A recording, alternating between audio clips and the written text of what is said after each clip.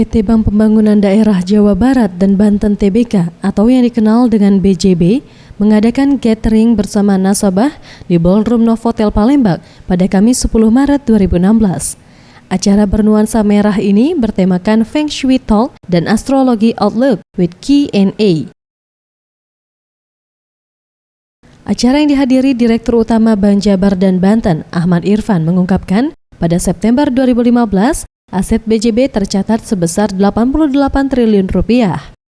Untuk BJB Palembang cukup positif karena Palembang merupakan kota perdagangan dan industri, sehingga BJB Cabang Palembang menargetkan dana pihak ketiga atau DPK di 2016 sebesar 58%.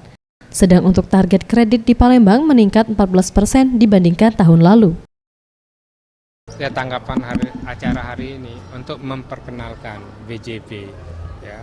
BJB itu udah bank nasional, size-nya gitu.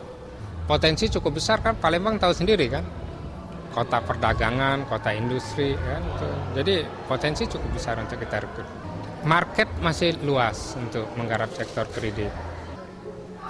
Persentasinya aja, persentasi itu sekitar 14%. Antara ringnya itu antara 13 dengan 14% dari pertumbuhan tahun lalu.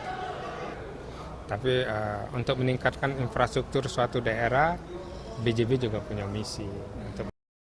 Ia juga menambahkan, Bank Jabar dan Banten masuk dalam 15 besar bank nasional, sehingga tahun ini pihaknya akan lebih fokus untuk meningkatkan pelayanan kepada nasabah. Acara with Q&A dari Bank Jabar Banten ini dihibur juga dengan penampilan artis Yuni Sara. Para tamu yang hadir ikut bernyanyi bersama penyanyi kakak kandung Krisdayanti ini.